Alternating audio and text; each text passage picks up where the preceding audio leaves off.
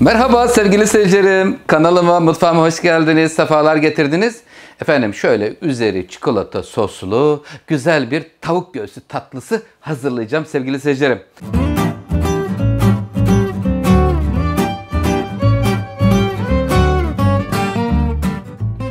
1 litre süt ile hazırlıyoruz. 1 litre soğuk süt, 1 su bardağı un, 1 su bardağı toz şeker, 125 gram tereyağı veya margarin, 1 çorba kaşığı pirinç unu, 1 paket vanilya. Burası tavuk göğsünün ana malzeme bölümü. Hemen sosuna geliyoruz. Sosunda ise efendim 1 poşet sevgili seyircilerim çikolata sos, hazır sos, 2,5 su bardağı süt ile pişiriliyor. Önce tavuk göğsünü hazırlıyoruz. Sonra sosu üzerine döküyoruz. Bismillahirrahmanirrahim. Ocağın ateşini hemen yakıyorum. Ve sevgili seyircilerim önce tereyağını tencereye alacağız. Normalde sütlü tatlılarda süt, un, şeker birlikte kaynatılır. Bunda ise yöntem biraz farklı. Önce un tereyağında kavruluyor. Sonra diğerleri veriliyor. Hemen şöyle tereyağını alıyorum. Ocağın üstüne, tencereye özür dilerim. Şimdi burada güzelce tereyağı eriyecek. Eridikten sonra kavrulma işlemi başlıyor.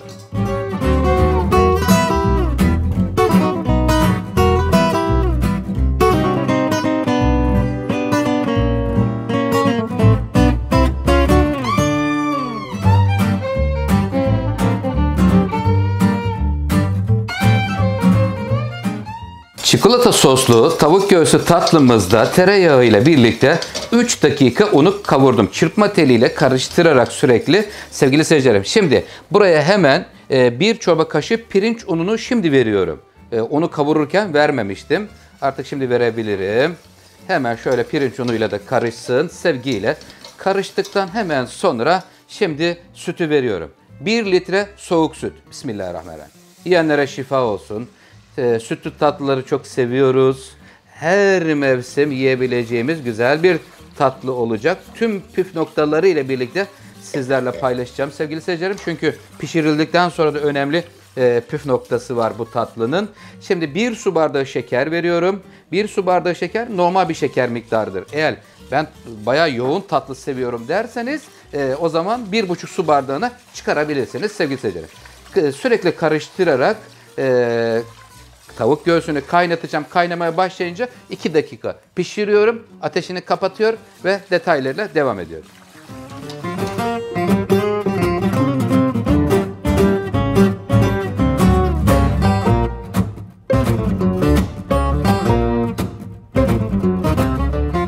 Sevgili seyircilerim, şu anda tavuk göğsü tatlımızın kreması hazırlandı. Bakın şu güzelliğe bakın. İçine 1 kaşık pirinç unu koyduğunuzda ayrı bir tat katar.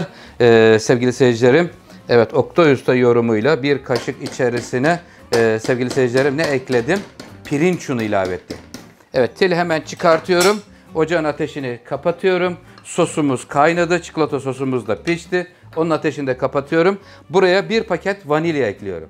1 paket vanilyasını koyuyorum ve buradaki önemli püf noktası ya bu şekilde parçalayıcı ya da normal mikser ile 5 dakika iyice çalıştırıp özleştirmemiz gerekiyor. İşte o zaman hafif suyla ıslatılmış cam kabın içine alıyoruz ve sevgili seyircilerim soğumaya bırakıyoruz.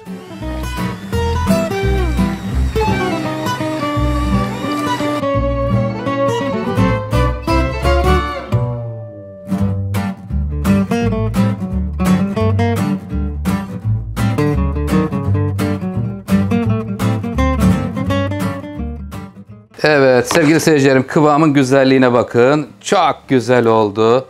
Hemen buradan ayırıyorum el blenderımızı. Şimdi soğutacağımız, servis edeceğimiz kabı hemen şöyle hafiften bir fırça ile ıslatıyorum su ile. Fırçayı şöyle bir döndürdüm. Şimdi kıvamı geliyor. Sevgiyle geliyor bakın. Şu güzelliğe bakın. Tamamını döküyorum ve ondan sonra soğumaya bırakıyorum.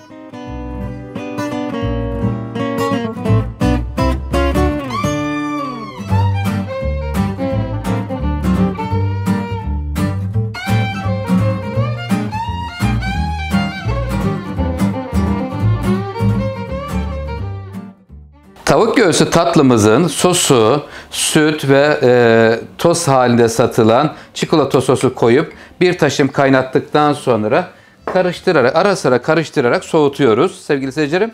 Şimdi içine bir kaşık ayçiçek yağı koyuyorum parlak olması için. Pırıl pırıl parlar. Eğer ki üzerine kakao eleyecekseniz koymayın. Ama ben üzerine kakao elemeyeceğim. Ondan dolayı parlak olmasını istiyorum. Şimdi göreceğiz ne kadar parlak olduğunu. Tavuk göğüs tatlımızın kreması pişirildi, soğumaya alındı. Tamamen soğuduktan sonra şimdi üzerine sosu döküyorum. Sevgiyle döküyorum bakın. Nasıl parlıyor görüyor musunuz? Pırıl pırıl parlayan güzel bir çikolata sos ile buluşma anı oluyor sevgili seyircilerim.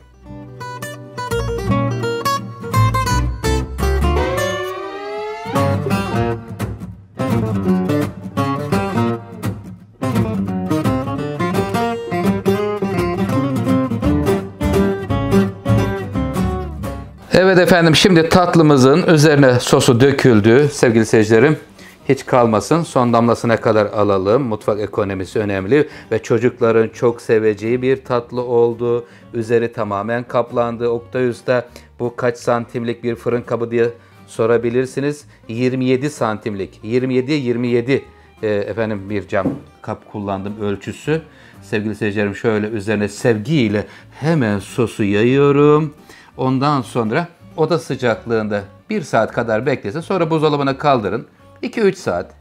Eğer isterseniz misafiriniz gelecekse akşamdan yapabilirsiniz. Streç film çekebilirsiniz ama streç film aşağıya sosa değmesin. Değerse kaldırır çünkü sosu. Görüyor musunuz? Pırıl pırıl parlayan güzel çikolata soslu bir tavuk göğsü tatlımız bekliyor. Sonra da sunum vakti diyoruz.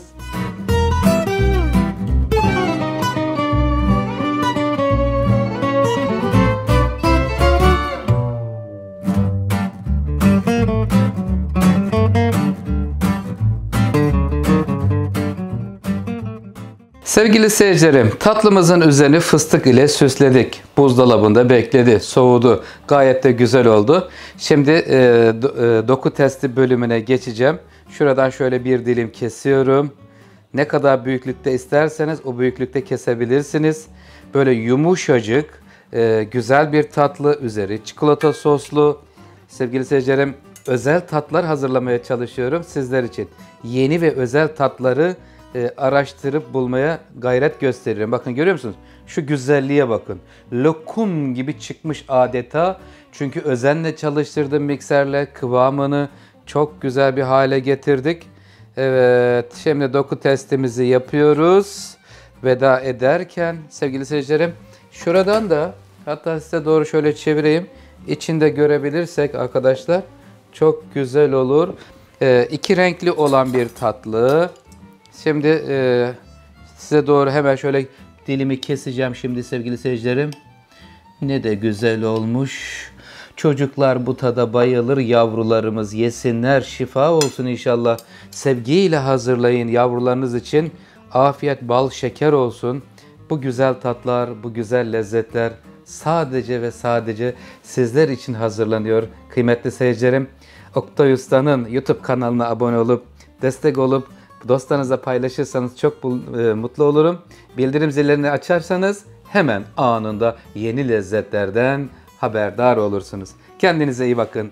Hoşça kalın, sağlıklı kalın, sofralarınız bereketli olsun. Güzel insanlar sofranızda olsun. Allah'a emanet olun.